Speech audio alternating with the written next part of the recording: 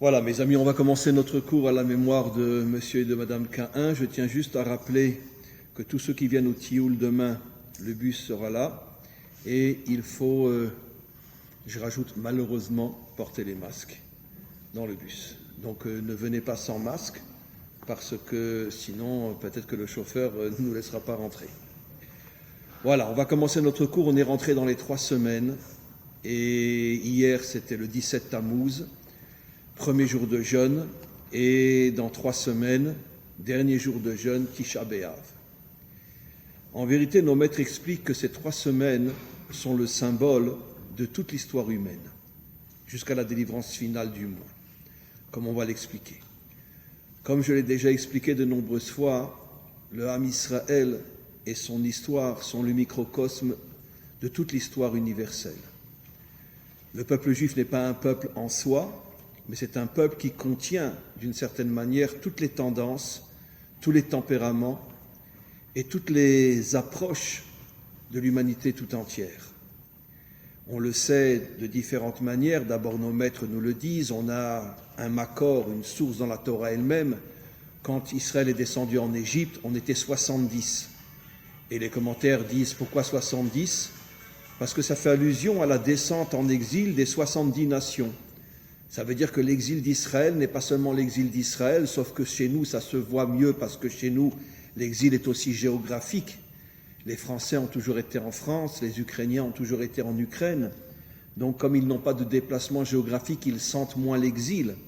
Mais l'exil véritable, c'est pas seulement un déplacement géographique. L'exil véritable, c'est un exil intérieur.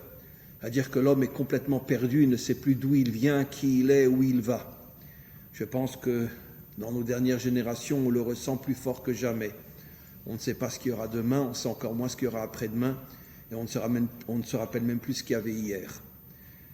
Tout est fait pour que le monde chute dans un exil intérieur inimaginable, et nos maîtres nous l'ont expliqué il y a plus de 2000 ans, que juste avant la délivrance finale, l'homme allait complètement perdre tous ses points de repère, et ça va être une chute inimaginable de l'humanité tout entière jusqu'à la délivrance finale. Et on est en train de descendre énormément. En tous les cas, donc, je reviens à ce que j'expliquais. Nos maîtres disent que les 3 semaines sont le microcosme de toute l'histoire humaine. Et pourquoi ? Je vais d'abord le dire d'une manière assez rapide, et puis après, je vais bien sûr le voir plus dans les détails. Parce que les 3 semaines sont, on pourrait dire, encadrées dans 2 fautes. D'abord, dans l'histoire, le 17 Tammuz, c'est le jour de la destruction de Jérusalem. Nos ennemis sont rentrés dans Jérusalem le 17 Tammuz, mais comme le temple était lui-même entouré de murailles et que des soldats défendaient le temple, ça leur a pris après encore 3 semaines jusqu'à ce qu'ils puissent faire tomber les murailles du temple et rentrer dans le temple et le détruire, 3 semaines après. Bien sûr, pendant les 3 semaines dans lesquelles ils étaient dans Jérusalem, ils se sont, grâce à Dieu, bien amusés. Toutes les filles, toutes les femmes ont été violées puis égorgées. Tous les enfants ont été décapités. Un massacre inimaginable qui s'est produit. Des centaines de milliers, peut-être voire même des millions d'hommes et de femmes et d'enfants ont été assassinés pendant ces 3 semaines.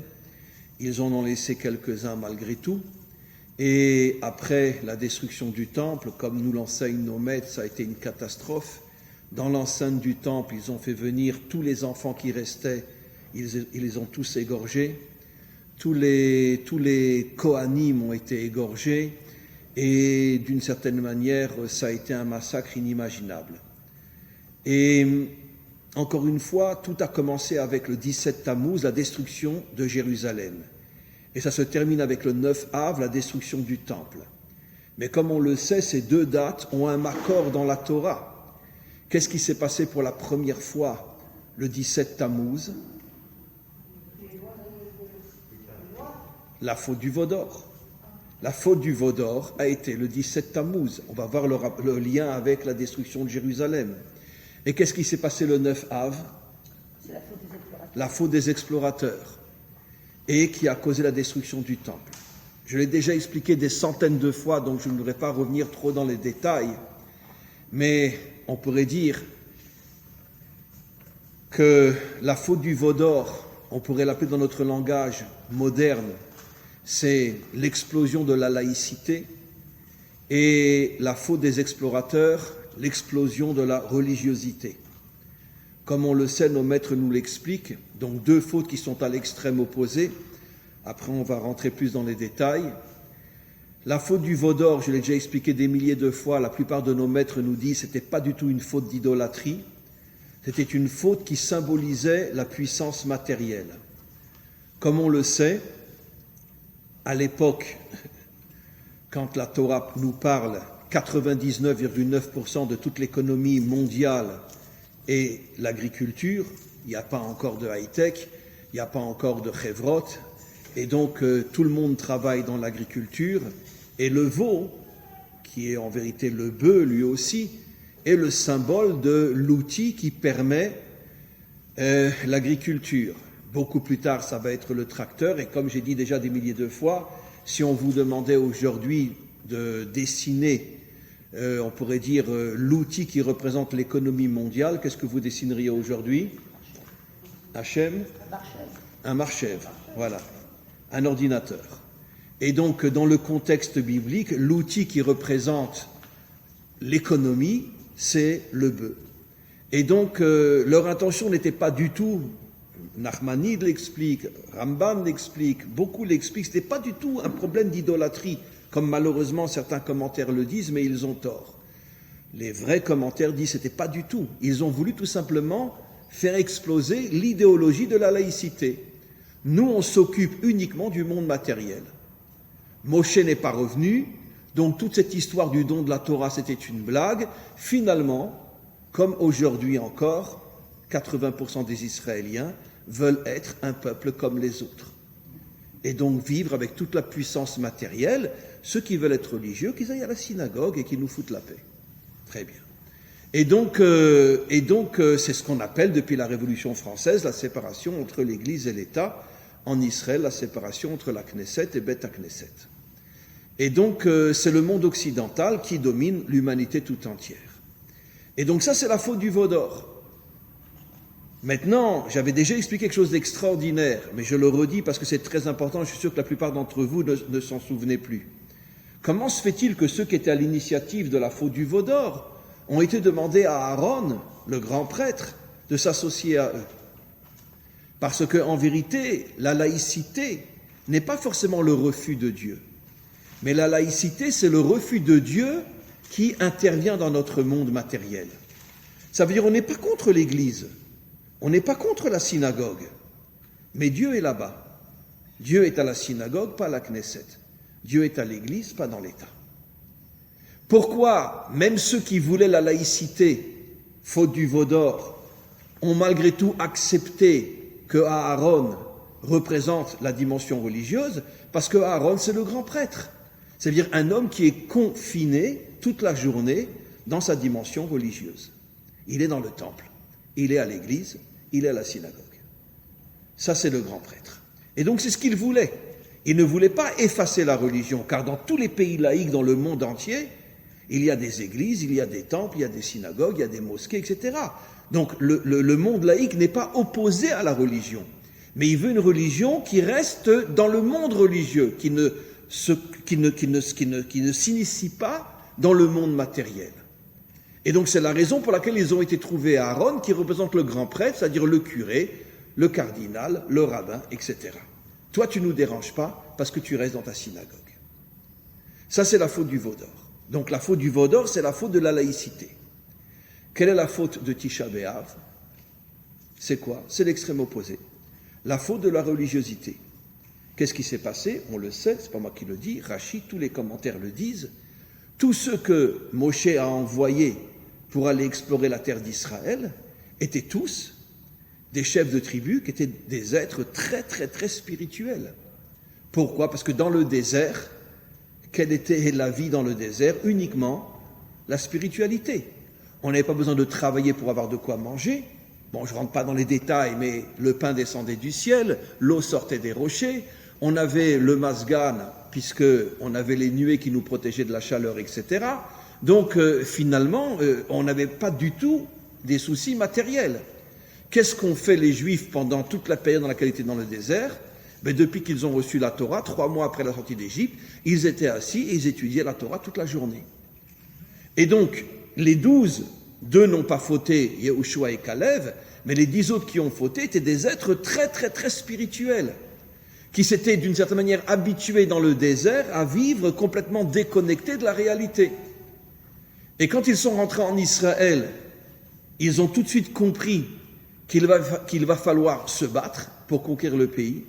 Et puis après, juste un instant cher ami, après s'être battu, il va falloir sortir de la yeshiva pour se mettre sur un tracteur et labourer les champs. Il va falloir travailler. Ça les a dégoûtés. Ils étaient tellement habitués à ne vivre que dans une sphère spirituelle qu'ils ont tout fait pour persuader le peuple de ne pas rentrer en Israël. Pourquoi? Pour pouvoir continuer à vivre dans leur bulle spirituelle. Oui. Je reviens sur la question du Vaudor.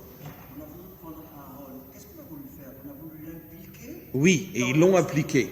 Autrement dit, réunir le matériel et spirituel, peut-être? Pas le réunir dans le sens de l'union réelle, mais disons l'un à côté de l'autre, sans que chacun reste dans son coin, mais on a besoin des deux. Pourquoi? Parce que les laïcs savent très bien que dans tous les pays du monde jusqu'à aujourd'hui, il y a des gens croyants. Il y a des milliers, des centaines de milliers de catholiques en France, en Europe, en Amérique, plus des protestants, des évangéliques, mais il y a des religieux partout dans le monde entier. Donc les laïcs ne sont pas tarés, ils savent très bien qu'ils ne peuvent pas imposer de force la laïcité au monde entier. Donc, pour contenter les religieux, on leur laisse l'Église. Mais si tu viens au Parlement, tu ne parles pas de Dieu. Tu ne parles pas de lui. Tu parles de lui à l'Église, pas ici. Donc, il y a une séparation entre l'Église et l'État, mais il n'y a pas un refus de l'Église. Il n'y a pas un refus. Chez nous, il n'y a pas un refus de la synagogue, mais on ne laisse pas la synagogue s'initier dans les affaires du gouvernement. Enfin, quand même toutes les partis religieux orthodoxes ont été au gouvernement pendant 12 ans quand même. C'est comme ça que le gouvernement a pu se maintenir. Il n'y a pas plus de religieux. Des représentants le monde religieux en Israël. Quoi? Tout est une question de pognon. J'explique. Vous voulez nos voix, vous fermez les autobus le Shabbat. Très bien. Ok? Ça veut dire, c'est pas que le monde laïque à la Knesset, de plein gré, a accepté que les bus ne fonctionneraient pas le Shabbat. Bientôt, ils vont peut-être réouvrir avec le nouveau gouvernement. Pourquoi? Puisqu'il n'y a pas de Haridim dans le nouveau gouvernement. Donc, ils n'ont pas besoin de faire des accords avec les Haridim. Les Haridim ont dit à la droite, vous avez besoin de nous, vous fermez les bus. Donc, c'est pas, encore une fois, quelque chose qui est fait volontairement par respect de la Torah. J'ai besoin de tes voix, alors il n'y aura pas d'autobus Shabbat. Oui, mais concrètement, c'est bien ce qui s'est passé. Ils étaient au sein du gouvernement. Oui, ils ont été effectivement au sein du gouvernement. Oui. Oui, ils ont été effectivement. Oui. Ils ont pris plein de fric. C'est ça que j'ai dit, au sein du gouvernement. Quoi. Bon, très bien, ils étaient au gouvernement, très bien, ils étaient au gouvernement. Très bien. Ils ne font plus pour l'instant. Vous savez qui c'est qui dirige le Quai d'Orsay? C'est Védrine, enfin non, peut-être plus lui. Non, vous ne savez pas qui dirige le Quai d'Orsay, mais moi je le sais.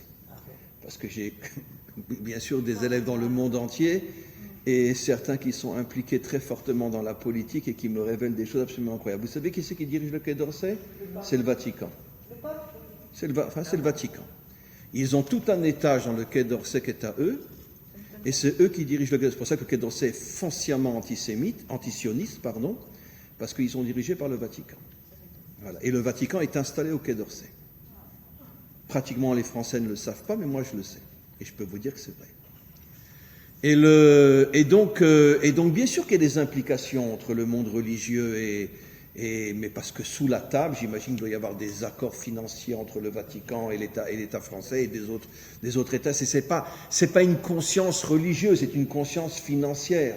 Les partis religieux à la Knesset ne représentent que le fric, un point, c'est tout. Et d'ailleurs, c'est la raison pour laquelle, juste à l'instant, il y a une grande révolte à l'intérieur du monde haridi. Et je peux vous dire, je ne dis pas une chose dont je ne suis pas sûr. J'ai rencontré, il n'y a pas longtemps, des rabbanim charidim. Charidim, ça veut dire vraiment charidim. Les péotes, la longue veste, etc. Ils voulaient me voir, etc. On s'est rencontrés et ils m'ont révélé qu'il commence à y avoir une révolution dans le monde charidi inimaginable. Les charidim ne supportent plus leurs représentants. Ils ont compris qu'ils se foutent d'eux. Et ils veulent une véritable révolution, pas dans le sens d'une révolution pour partir en Amérique, mais ils en ont marre d'être dirigés par des gens qui ne pensent qu'au fric. D'ailleurs, certains d'entre eux ont été impliqués déjà plusieurs fois et certains ont fait la prison. Oui. Non, je disais, la France est responsable des lieux saints, Moyen-Orient et Israël notamment, donc c'est pour ça qu'il y a cette conjonction avec le Vatican. Peut-être, oui. Et la fille est née de l'Église. La fille est née de L'Église. Oui. La Oui. France et la fille est née de... C'est peut-être pour ça qu'il y a tout un étage dans le Quai d'Orsay qui est entièrement rempli de cardinaux qui je dirais pas qui dirigent, mais qui sont complètement impliqués dans la direction du Quai d'Orsay par rapport à la politique étrangère. Vérifiez, si vous trouvez, vous verrez que j'ai raison. En tous les cas, je continue donc. Qu'est-ce qui s'est passé encore une fois avec la faute du veau d'or, la faute des explorateurs? C'est que, comme je l'ai expliqué, cette déconnexion du monde matériel, ils ont compris que s'installer en Israël nécessiterait d'abord une guerre, donc nécessiterait d'avoir une épée à la main, et ça ils ne voulaient pas, puisque eux étaient dans une sorte, on pourrait dire, de sphère spirituelle dont le mensonge est « Dieu s'occupe de tout », et nous les hommes, on ne doit que prier et lui interviendra pour nous. C'est, on pourrait dire, le grand mensonge de toutes les religions, y compris de la religion juive. Je n'ai pas dit de la Torah, j'ai dit de la religion juive. C'est-à-dire que Dieu s'occupe de tout. Et après, ils avaient compris qu'après la conquête du pays, il faudrait bien commencer à travailler, que 99% de la population allait devoir travailler.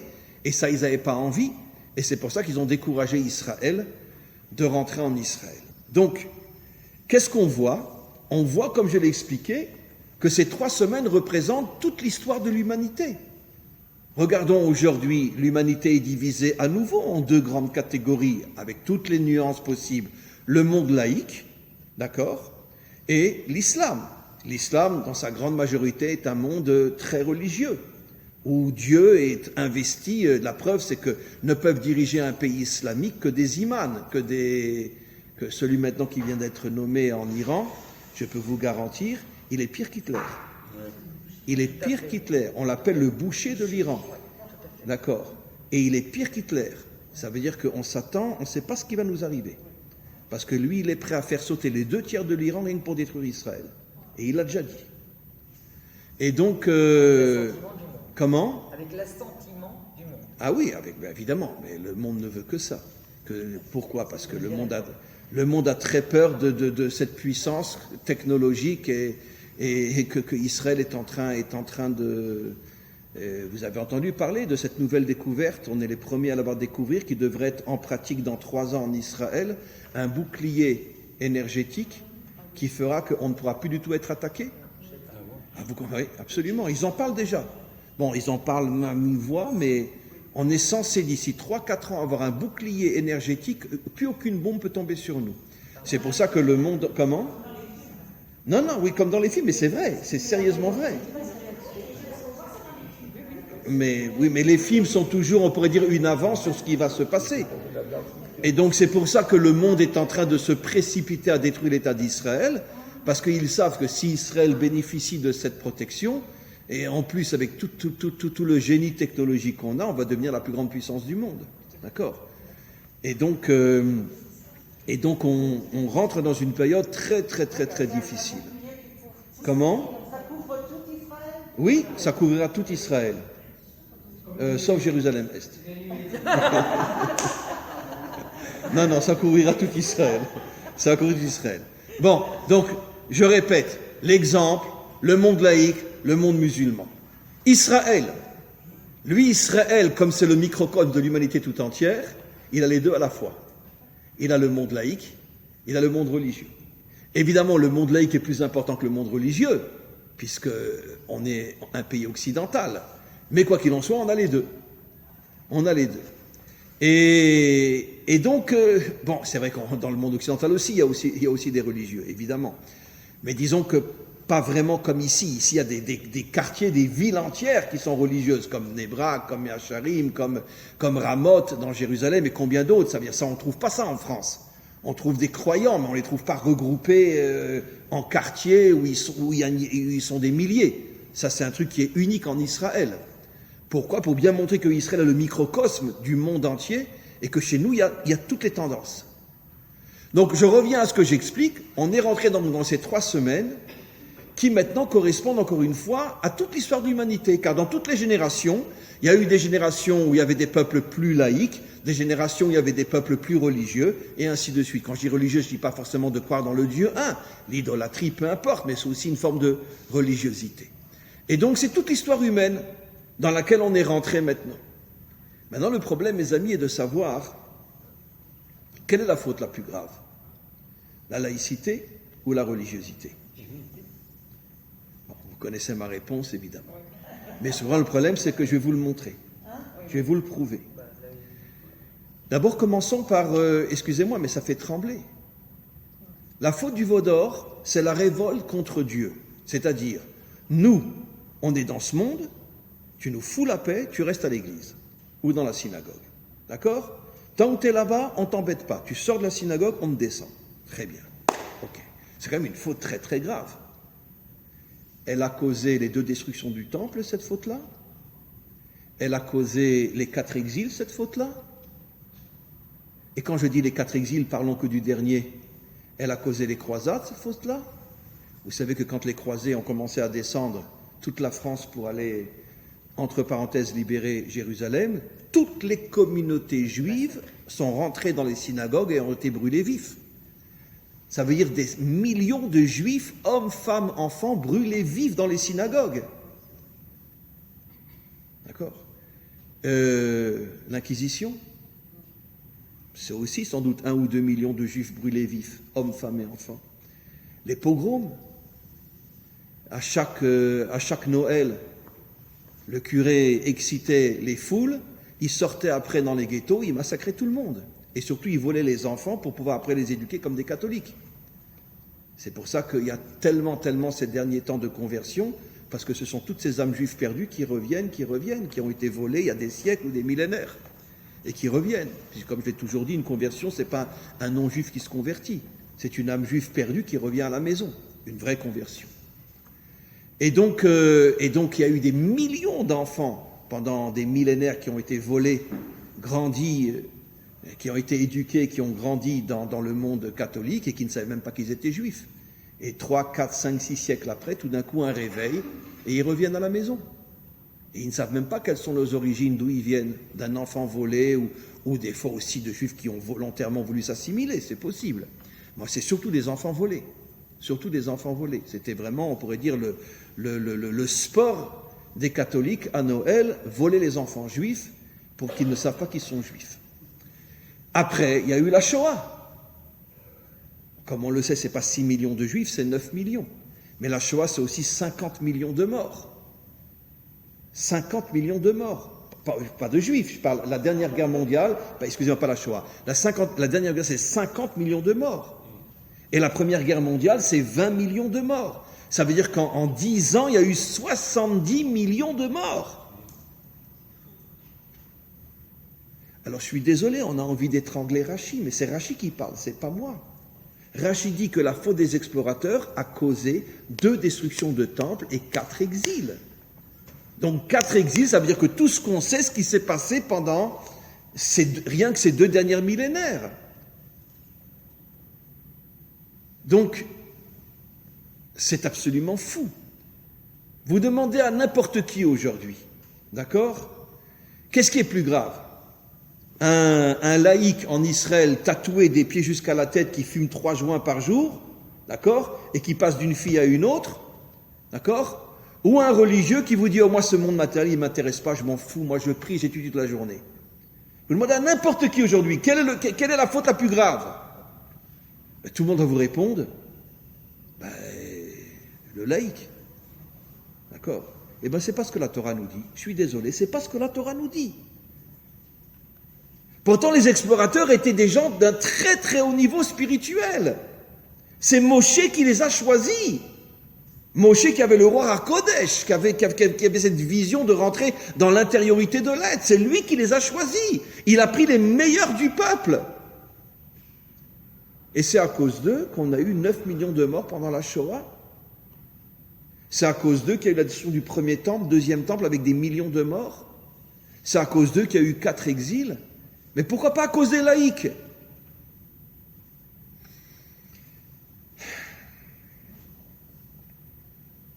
Ben, c'est terrible. Et vous savez pourquoi? Parce qu'un laïc, il a un avantage sur le religieux. Ça, je ne suis pas en train d'excuser. Un laïc qui court de fille en fille, ou une fille qui court de garçon en garçon, qui fume 50 joints par jour, évidemment que c'est un taré mental.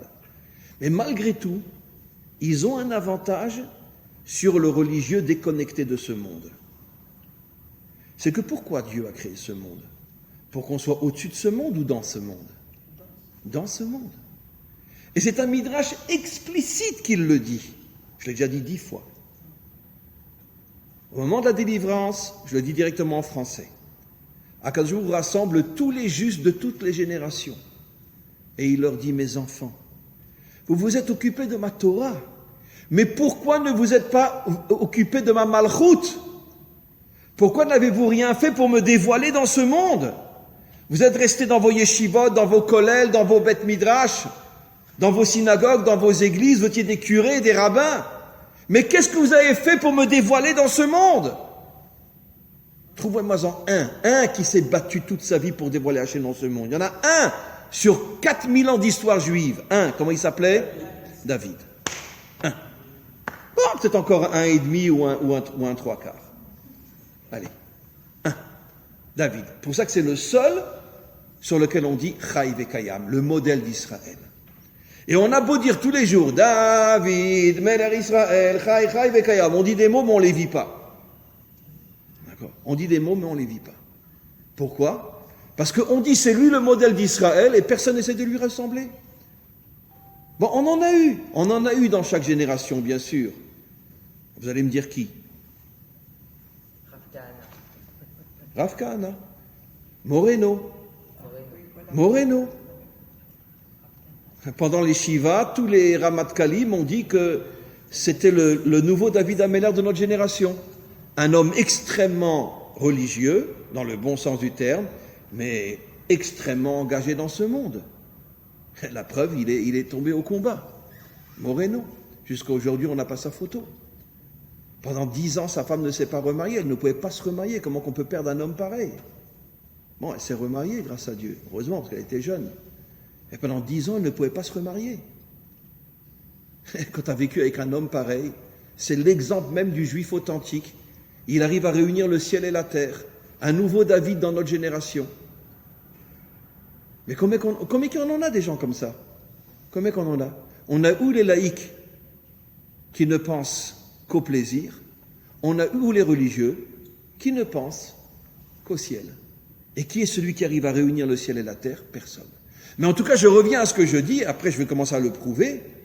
Rashi nous dit clairement que la pire des fautes, c'est la faute religieuse. Mieux vaut un laïc qu'un religieux. Et vous savez pourquoi? Parce que malgré le fait que le laïc, il travaille pour gagner du fric, il travaille pour se fumer des joints, il travaille pour se taper des filles. Très bien. Mais quoi qu'il en soit, il est dans ce monde. Malgré tout, il est dans ce monde. Il est dans la high-tech, il est ici, il est là, il est dans l'armée, il est dans ce monde. Et l'homme n'a pas été créé pour être un ange qui plane au-dessus de ce monde. Il est dans ce monde. Mais le religieux, dans le sens explorateur, où il est, lui? Où il est? Au-dessus de ce monde. Et donc, comme il est au-dessus de ce monde, il n'est pas dans ce monde, il a un défaut pire que celui du laïc. Pire encore. Encore une fois, ce n'est pas moi qui le dis. Regardez dans Rashi et vous verrez que j'ai raison. C'est dur à comprendre, c'est dur à accepter. Voilà. Mais c'est quand même la réalité. La Torah a le courage de nous dire que finalement, un homme qui est déconnecté de ce monde est pire qu'un homme qui est une pourriture dans ce monde. Bon, je ne parle pas d'un assassin, d'un voleur, d'un violeur, je ne parle pas des criminels. Je parle du petit laïc qu'on connaît, etc. Pourquoi tu es là? Je kiffe. D'accord, tu kiffes, mais au moins tu es dans ce monde. Et toi où tu es, ben moi j'étudie toute la journée. Voilà. Ça Oui. justifie un peu le nouveau gouvernement, c'est des laïcs au pouvoir. Le Premier ministre, c'est pas un laïc. Bennett, c'est un homme... Ouais, mais enfin, il faut quand même prendre une loupe pour voir sa kippa, hein. Peut-être, mais même avec son loup, il se définit comme un homme croyant, Vous avez raison. même avec un marqueur religieux. Non, mais c'est vrai, elle a quand même raison. C'est la première fois depuis la création de l'État d'Israël qu'on a un Premier ministre qui a une kippa sur la tête. C'est quand même vrai. Oui, et il était dans Sayeret Matkal, hein. N'oublions pas. Ah oui, Bennett était un officier dans Sayeret Matkal. Comment? J'entends pas. Oui, mais il le dit. Il était officier de Moreno même, il me semble. Oui, Bibi aussi était dans Sayeret Matkal. Hein. Je veux dire, bon, donc c'est l'unité la plus forte du monde. De plus en plus de Haredi font leur armée. J'en vois des fois dans la rue avec les paillettes. Ah, mais de plus en plus. Ben, moi, j'ai enseigné à l'armée jusqu'au Corona. Jusqu'à il y a un an, j'étais rabbin à l'armée. Et donc, des milliers de Haridim s'engagent à l'armée aujourd'hui. Il y a une révolution dans le monde, mais personne n'en parle. Mais dans la nouvelle génération, il y a une révolution inimaginable. On en parle un peu parce que dans l'émission Kalita, Ils en il y a parlent. une émission là-dessus, et je pense que c'est une femme qui est Haredi et qui connaît bien ce monde des braques, et elle dit qu'il y a une révolution. Ah, il y a une révolution dans le monde Haredi. Qui se passe. C'est justement ce qui est en train de se passer, le jour et la nuit, Zélo Matzé. D'un côté, l'humanité tout entière est en train de dégringoler, mais il y a un réveil inimaginable, et pas seulement chez nous, dans le monde entier. Il y a un réveil dans le monde entier parmi les nations, un réveil, une prise de conscience inimaginable. Quand on voit les questions que posent les nations, c'est incroyable. Ah oui, il y a quelque chose d'absolument inimaginable. Aujourd'hui, il y a des milliers de groupes qui se créent dans le monde entier de non-juifs qui veulent étudier la Torah, c'est inimaginable ce qui se passe. Mais vous le savez, de toute façon, c'est inimaginable. Il y a un réveil incroyable chez les nations. En Afrique, partout, je veux dire, il y a un bouleversement. Mais c'est toujours comme ça. C'est le libre arbitre. Plus le mal grossit et plus le bien grossit aussi. Le mal est largement majoritaire, mais malgré tout, le bien commence à se réveiller. Et c'est pour ça qu'en Israël, il y a une révolution depuis à peu près 5-6 ans. La jeunesse haridite commence à s'engager à l'armée d'une manière... Et dans les unités combattantes, hein, pas jobnik, combattantes. Moi, j'ai enseigné dans le Givati, dans les parachutistes, dans les commandos. C'est que à des haridim, avec péot et tout. Mais des combattants avec une force inimaginable. Inimaginable. Mais ça, les Israéliens ne le savent pas. On n'en parle pas. Et ils ne le savent pas. Pourquoi on n'en parle pas? À cause de l'ancienne génération qui ne veut pas qu'on le dise, parce qu'elle veut les garder dans la yeshiva. Mais quand l'ancienne génération ne sera plus là, à cause de leur vieillesse, il va y avoir une explosion en Israël, et tout le monde va se rendre compte que finalement, je suis convaincu que dans 10 ans, il y aura plus de Haridim à l'armée que de Chilonim. Certes. Pourquoi? Parce que les Chilonim essayent de tout faire aujourd'hui pour devenir jobnik et ne pas s'engager dans l'armée. Et je le sais, je l'ai vu. Je l'ai vu. Et bien pourquoi ils n'ont plus envie? Toute la journée avec le smartphone, machin, truc, machin, les filles, les joints, ils n'ont plus envie d'aller à l'armée. Ils ont envie de kiffer la vie, comme les Occidentaux. En Occident, l'armée n'est plus obligatoire, parce qu'ils ont compris que la jeunesse ne voulait plus aller à l'armée. Mais en Israël, j'ai bien peur que c'est ce qui risque de se passer d'ici quelques années. Hein. Parce qu'ils se rendent compte que la jeunesse n'a plus envie de risquer sa vie. Elle a envie de kiffer, un point, c'est tout. Voilà. Je continue. Donc, maintenant, on va revenir à la faute de Adam Arishon. Et parce que c'est comme toujours là-bas que se trouve la source de tout ce qu'on a dit aujourd'hui et de toute l'histoire humaine. Tu manges de cet arbre, bon, je parle d'après le sens littéral bien sûr, t'es mort. Ça veut dire quoi t'es mort? Mort physiquement, on va t'enterrer? Non. Il a encore vécu 930 ans après à la faute. 930 ans après la faute. Donc il n'est pas mort. Tout de suite en tous les cas. C'est-à-dire quoi t'es mort? La Torah ne parle pas de la mort physique, la Torah parle de l'histoire humaine qui sera sous le signe de la mort. C'est quoi la mort? la séparation entre l'âme et le corps. L'âme est tout en haut et le corps est tout en bas. Les religieux, les laïcs. Voilà. L'âme est tout en haut, c'est le monde religieux. Le corps est tout en bas, c'est le monde laïque. Aucune connexion entre les deux. D'accord? Tu es tout en haut, je suis tout en bas. Très bien. On va aller plus loin. Regardons ce que le Zohar dit. Il y a une question que j'ai déjà posée 10 fois, qui s'en rappelle. Pourquoi on appelle cette faute la faute de Adam Arishon? C'est pas Adam qui a fauté, hein. C'est sa femme. D'abord, il l'a dit, hein. Qu'est-ce qui t'est arrivé? Moi, j'ai rien fait, c'est elle. Il l'a dit clairement. Moi, j'ai rien fait, c'est elle. Hachem lui est rentré dedans, je vous dis pas. Espèce d'ordure. C'est toi qui as fauté.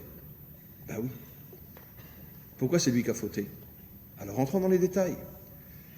Selon le décodage des maîtres des secrets, l'homme représente la dimension spirituelle. La femme représente la dimension matérielle. Alors là, si je m'arrête là, tout le monde me tombe dessus. Espèce d'ordure, comment tu oses dire que les hommes c'est spirituel et les femmes c'est matériel? Qui est le plus grand? La dimension spirituelle ou la dimension matérielle? La dimension matérielle, bien évidemment. Dans la Torah, dans la vraie, évidemment. Vous savez que tous les grands maîtres d'Israël, ceux qui ont écrit la Mishnah, le Talmud, etc., jusqu'au début du dernier exil, tous les grands maîtres d'Israël travaillaient. Ils étaient agriculteurs, ils étaient cordonniers, ils étaient ingénieurs. Tous les maîtres d'Israël travaillaient. C'est-à-dire les plus grands maîtres d'Israël. Aujourd'hui, on voit un rabbin comme moi, je veux dire, un petit toutou là qui passe sous la table. Mais Rabbi Akiva, Rabbi Meir, Rachi était viticulteur. Rachi était viticulteur. Tous les maîtres d'Israël les plus grands étaient des travailleurs.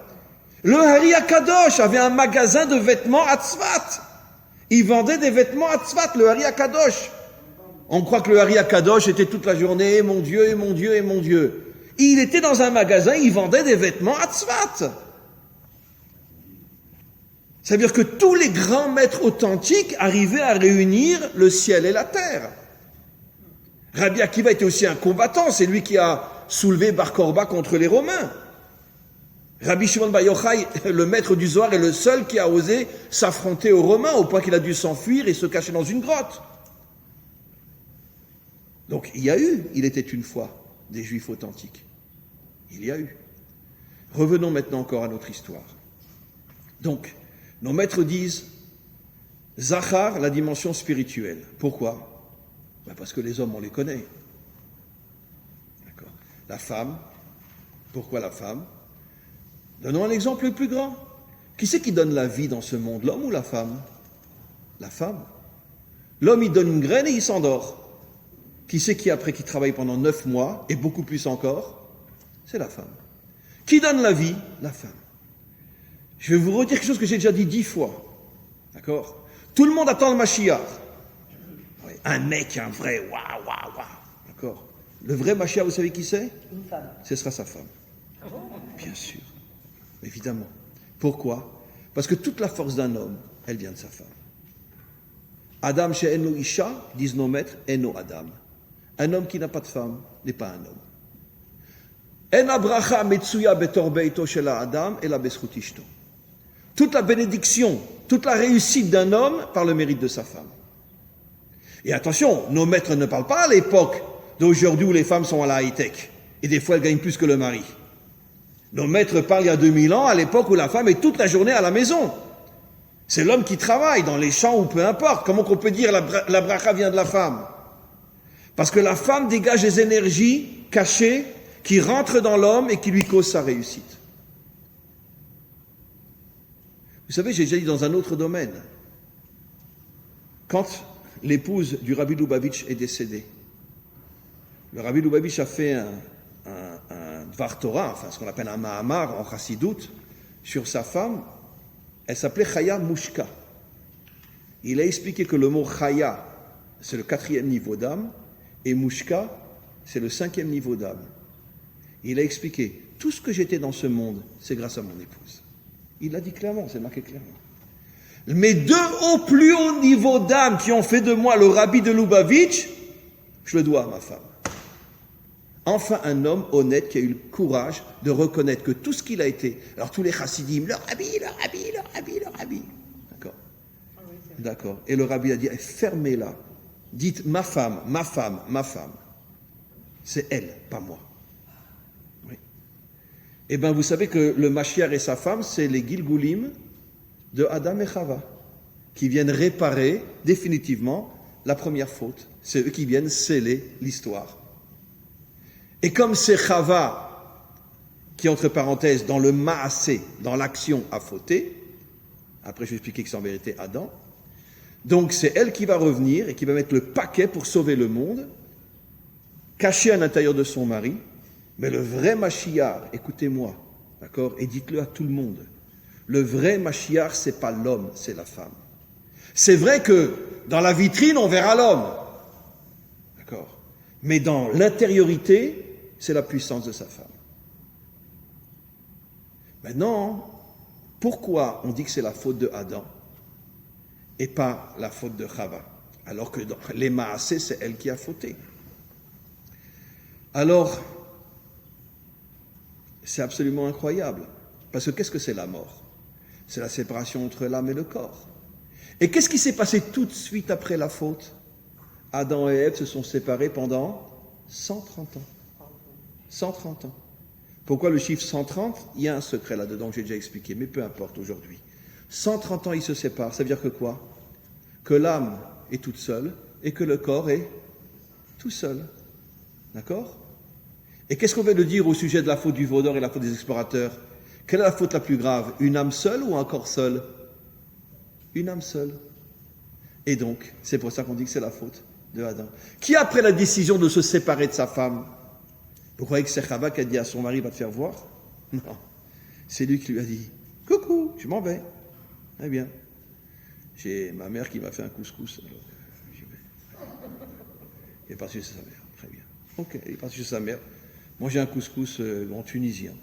Une kaela. Il est parti manger une kaela.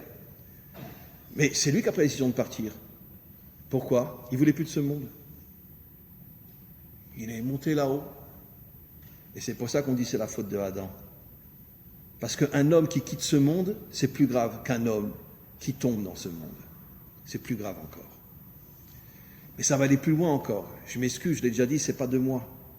D'accord? Nos maîtres le disent dans un langage un peu terre à terre, mais c'est pas de moi. Nos maîtres nous disent que juste avant la faute, ils ont eu une relation. Et puis tout de suite après la relation, qu'est-ce qu'il a fait Adam?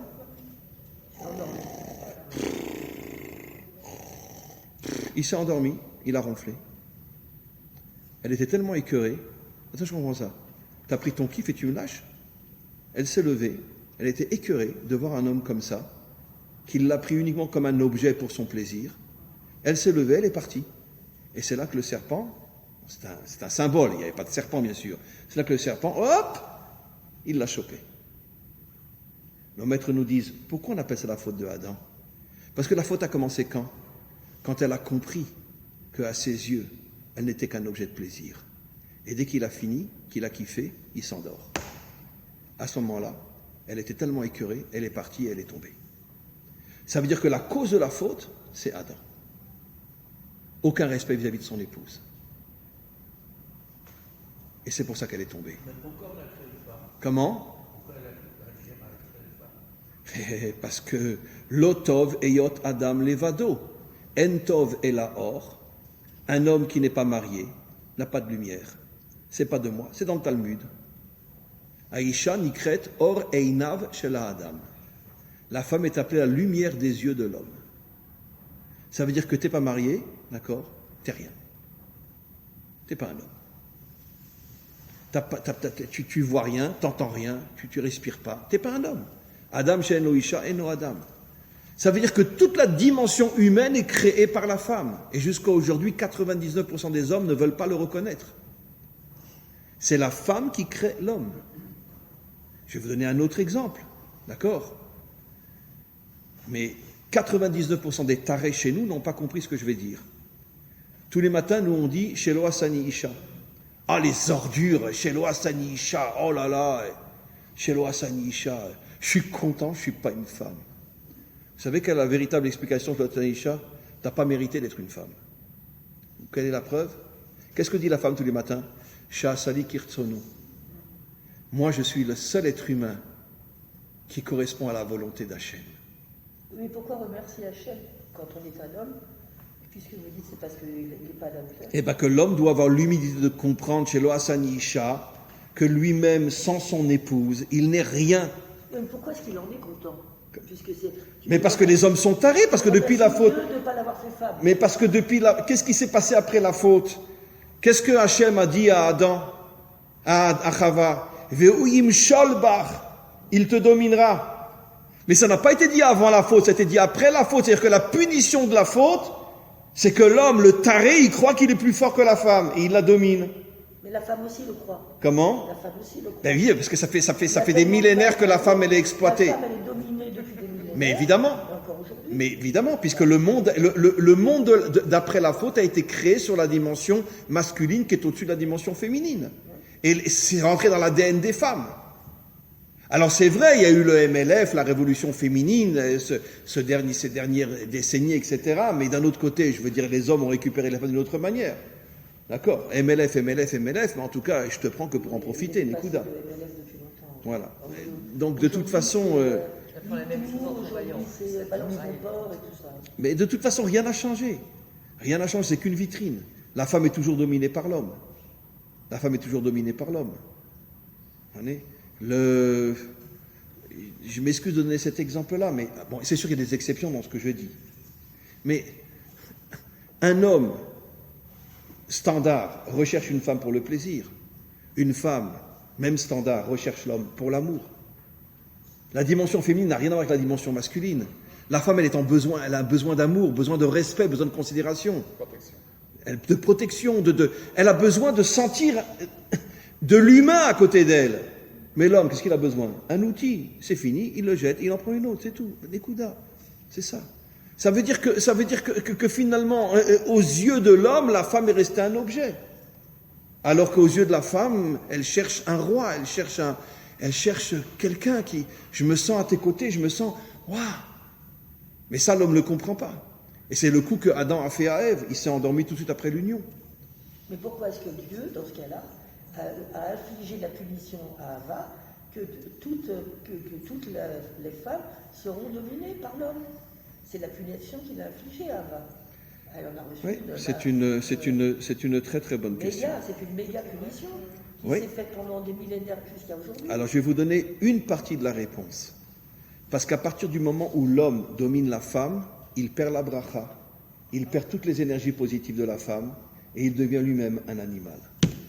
Ça veut dire qu'en soumettant la femme, en ne la considérant plus comme ce qu'elle devrait être à ses yeux, comme dit le roi Salomon, Eshet Raïl Ateret Baala, une femme vertueuse est la couronne de son mari. D'accord? Pourquoi un homme il dit toute la journée, c'est connu en français, oh là, qu'est-ce qu'elle est sur ma tête? Mais évidemment, c'est ta couronne. Donc elle est sur ta tête. Évidemment, c'est ta couronne. Ben oui. Oh là là, elle est sur ma tête toute la journée. Mais évidemment, c'est ta couronne. Mais il y a des millénaires, le roi Salomon a dit, Eshet Raïl Ateret Baala.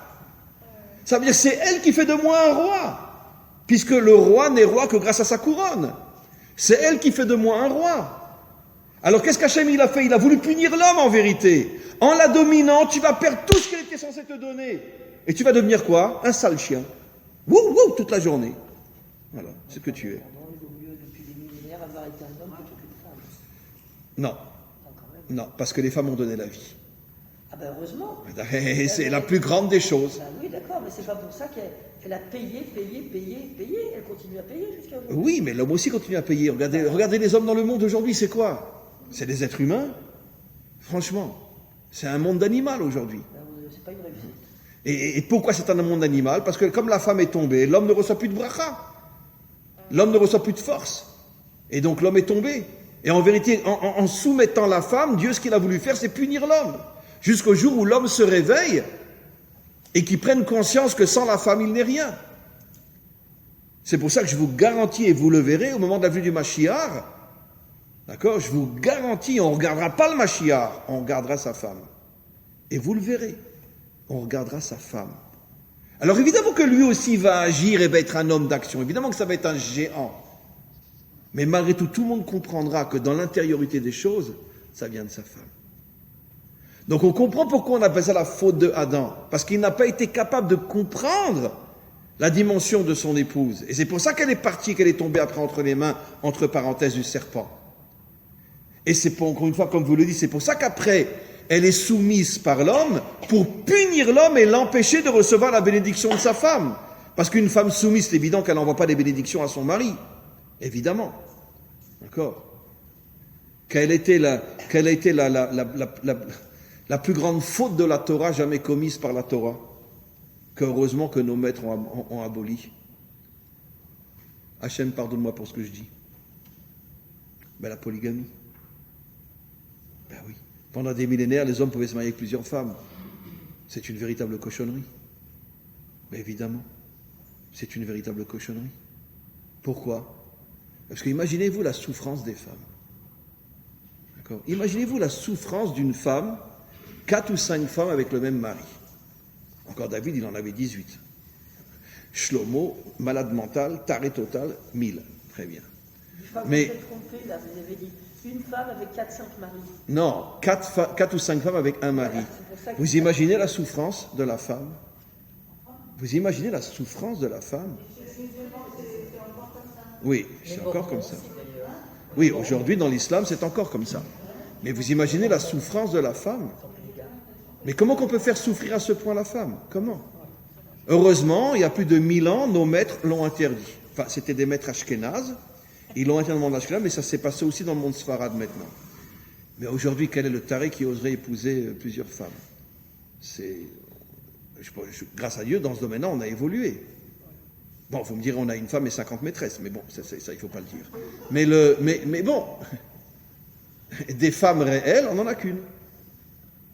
D'accord. Donc, en vérité, l'homme n'a pas changé, parce qu'il a remplacé les femmes par les maîtresses. Mais c'est comme ça que ça fonctionne. Donc, finalement, rien n'a vraiment changé. Alors, ça veut dire quoi? Que l'homme, il a besoin de dominer, il a besoin de dominer. Non, il a besoin de s'amuser. Un homme, il a besoin de s'amuser. D'accord? Si vous êtes un homme d'affaires, d'accord, et vous descendez dans un hôtel en Chine aujourd'hui, d'accord, alors par Internet, on vous envoie des photos de femmes. Laquelle vous voulez dans votre chambre? C'est officiel. Vérifiez ou vérifiez pas. Dans tous les pays asiatiques, un homme d'affaires descend dans un hôtel, d'accord, on lui envoie une série de photos de femmes, c'est lui qui choisit. C'est plus cher, bien sûr, mais il choisit. D'accord. Trouvez-moi un homme d'affaires qui ne trompe pas sa femme quand il est en Chine, ou je ne sais où. Impossible. Impossible. Comment?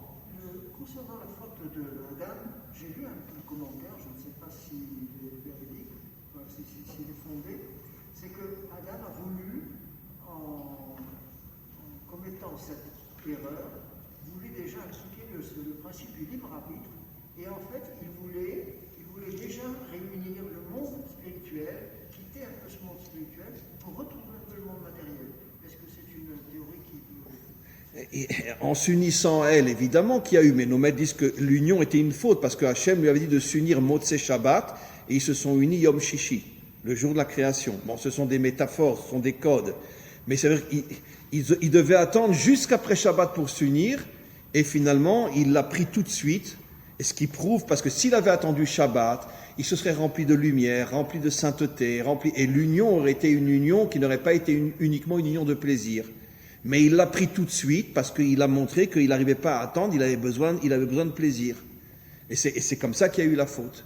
Ça veut dire en vérité, la racine, dans un langage moderne, la racine de la faute, c'est le dédain qu'a l'homme de la femme. Tu n'es que mon outil, un point c'est tout. C'est ça l'origine de la faute. Et ça a créé la mort, la séparation entre l'âme et le corps. Pourquoi? Et parce que la majorité des hommes veulent continuer à s'amuser. Et ceux qui ont une nature très spirituelle, très religieuse, disent je peux pas aller travailler. Et comment je vais faire avec mes secrétaires? En plus en Israël, au mois d'août, comment tu vas faire? Déjà au mois de juin. Elles vont pas venir habillées comme les filles de Meacharim. Comment tu vas faire? Donc ils tournent le dos à ce monde. Donc une âme sans corps et un corps sans âme. Et c'est la catastrophe. C'est la catastrophe. C'est comme ça que le monde tombe. Donc maintenant, on comprend encore une fois pourquoi on appelle ça la faute de Adam, alors que c'est elle, concrètement, qui a pris, je parle le langage vulgaire, qui a pris la pomme et qui l'a mis dans la bouche de son mari, d'accord? Bon, ça, ce sont des métaphores, ça s'est pas passé comme ça, bien sûr. Mais qu'est-ce que ça veut dire? C'est elle qui a agi. Oui, mais c'est toi qui m'as rendu comme ça. C'est toi qui as fait de moi une fauteuse. Parce que tu m'as tellement écœuré après notre relation que j'étais écœuré de te voir. Et je suis parti. Et je suis tombé. Voilà. Donc c'est pour ça que c'est la faute de Adam. Et comme encore une fois Adam représente le monde spirituel, une preuve de plus, comme le disent nos maîtres, l'homme spiritualité, femme matérialité, et donc puisque c'est elle qui concrètement donne la vie, elle prend une graine et elle le transforme en enfant, donc c'est bien la preuve que quoi? Que dès le début de la Torah considère que le refus du monde spirituel d'avoir un respect pour le monde matériel, puisque le monde spirituel n'a pris le monde matériel que comme un objet, uniquement pour un plaisir, ce manque de respect du monde spirituel à l'égard du monde matériel, c'est ça l'origine de toutes les catastrophes de l'humanité. Et pour terminer, presque, la plus grande des preuves, qu'est-ce que disent nos maîtres?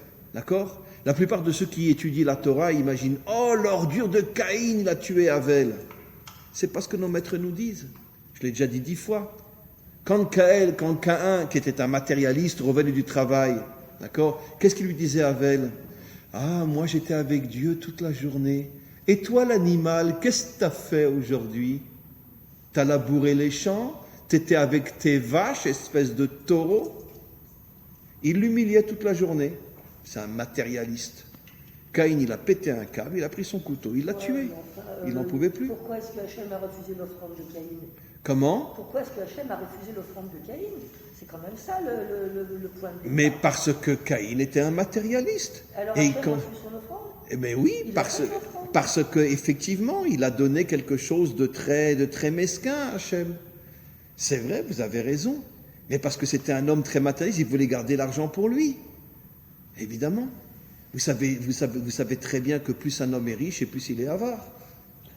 Dans la grande majorité des cas. D'accord? Allez demander 10 shekels à un milliardaire. Il va se péter un câble. Et donc, plus un homme est riche et plus il est avare.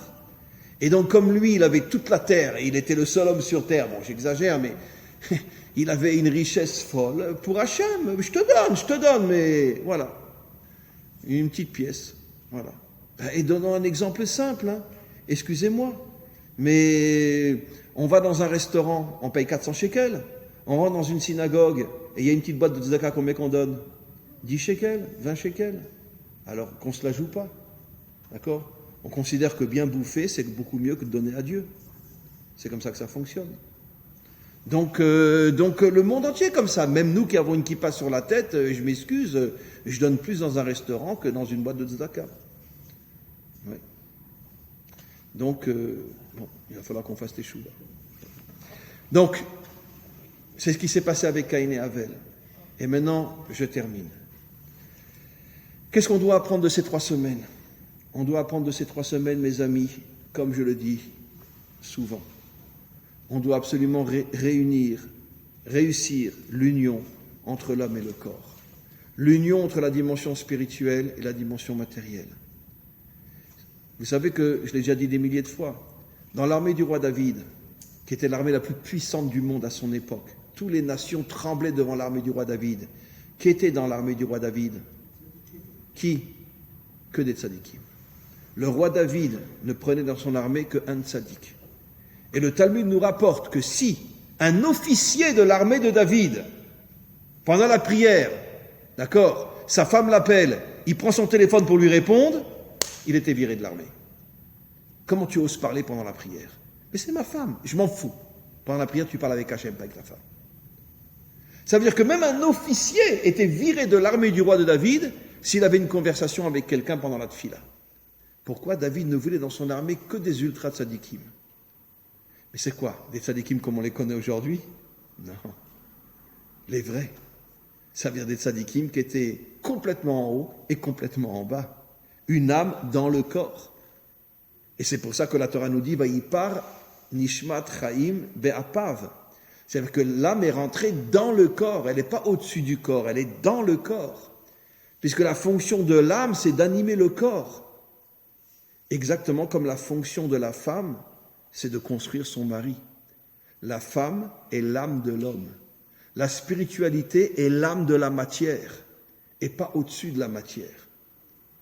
C'est pour ça que nos maîtres nous disent que la première délivrance à la sortie d'Égypte s'est faite par le mérite des femmes et la dernière délivrance se fera par le mérite des femmes.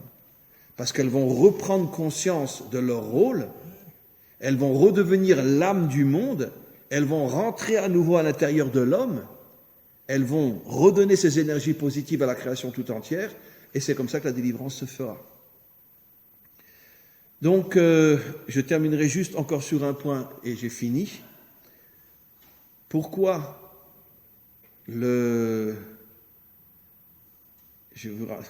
ça c'est pas de moi, c'est marqué dans le Zohar. Vous savez que le seul jeûne au monde où l'union est interdite, c'est Tisha B'Av. D'accord? Et pourquoi? Oui, Kippour aussi, pardon. Kippour aussi. Mais je parle dans les jeûnes qui ont été rajoutés, je parle des jeûnes qui sont liés à la destruction du temple et à la destruction de Jérusalem. Les jeûnes qui sont liés à l'exil. Kippour n'a rien à voir avec l'exil. Pourquoi? Pour faire comprendre à l'homme, d'accord, que ta femme n'est pas un objet. Respecte-la. Parce que s'il y a eu 2 destructions de temple et 4 exils, d'accord, tout a commencé avec la faute de Adam, qui n'a pas su respecter sa femme. Et c'est pour ça qu'à Tisha B'Av, qui est le jour, le summum de la destruction et des 4 exils, l'homme n'a pas le droit de toucher sa femme, même pas de la toucher, même pas physiquement, même de la toucher, il n'a pas le droit. Pour que l'homme réapprenne à voir sa femme pas comme un objet, mais comme une reine. Et c'est pour ça qu'il ne la touche pas à Tisha B'Av. Bon, comme on dit toujours, le Mashiach a fait le métalfen, même pas il appelle. Mais c'est aussi le rôle des mères d'enseigner à leurs fils de respecter leurs femmes, de ne pas leur laisser. Oui. Moi, j'ai essayé de. Ah oui, surtout que les belles-mères, elles arrivent bien à expliquer à leur mari, à leur fils, comment respecter sa femme. Elles arrivent bien. Les belles-mères? Oui, les belles-mères. Ah non, elles sont très très fortes, elles. Mais les mères vis-à-vis de leurs fils, qu'un jour quand ils se marieront. Non, mais le problème, c'est les belles-mères. Parce que les belles-mères, elles disent à son fils, mais jette-la, cette tarée, là. Non, c'est pas comme ça qu'une belle-mère le fait. Pas du tout. Ah non? Mais pas du Bah tout. parce que vous êtes une vraie belle-mère, vous. Bah, justement. Ah bon? Mais pas tout le monde est comme vous. Mon fils me reproche sans arrêt de prendre la défense, d'avoir donné raison à sa femme. Waouh. Il m'a dit, Bravo. on voit bien que tu es une ashkénaze. Voilà ce qu'il me dit, mon fils, qui est rétzi. Ah non, les Ashkénazes, elles sont dures comme belle-mère. Oui, mais justement, c'est comme ça qu'il me dit que je ne suis pas une séfarade, une mère séfarade, ma fils. Ah, d'accord. Bon, alors, il faut que les belles-mères fassent les chouvas aussi. Et on s'en sortira. Amen. Sachez